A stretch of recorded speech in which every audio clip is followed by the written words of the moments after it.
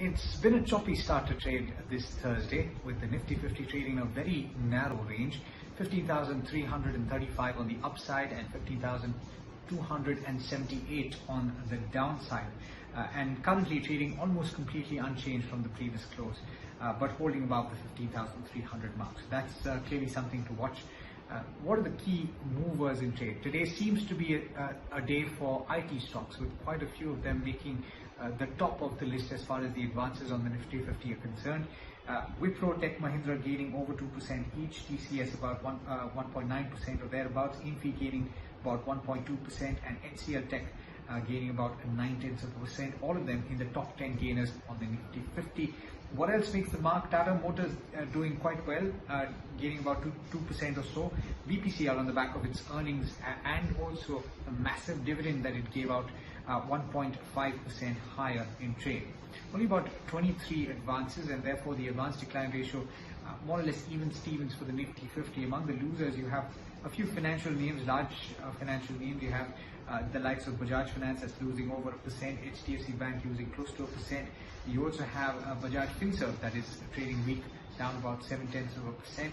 HUL looking just a tad bit weak, and then you have, reading up the list, you have the likes of Asian Paints, Indian Bank, HDFC all losing ground.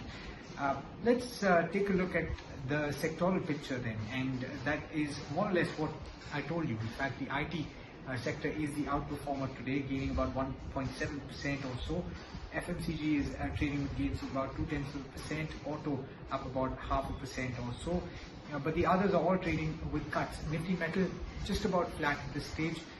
Nifty Bank down about 0.3%, media down 0.5%, pharma down 0.4%, and realty down 0.3%. What are the broader markets doing? They're actually trading better than the benchmark indices, and that seems to have been the trend over the last week, and that continues to be the case today. The small cap index gaining about 0.4%, mid cap index up about 0.2%.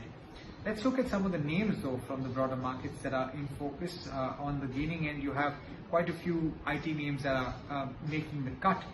But on the losing end, I thought there are quite a few interesting names. We have the likes of Burger King that is losing on the back of earnings, down about 4% or so. Cummins India down 3%. But very interestingly, Manappuram is down in trade today as well, on the back of its earnings, down over 3.4% right now.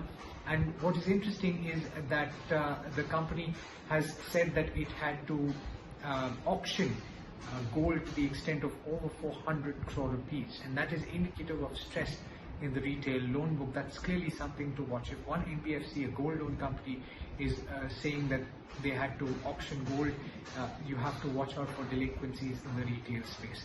But that's not something that will pan out now. It will pan out over the course of the next 3 months. The immediate triggers, of course, will be today's expiry, and of course, if there are any announcements on the reopening of economies in Maharashtra, for example, or in states like Uttar Pradesh, which would give a fillip to economic activity in the state and also in the country.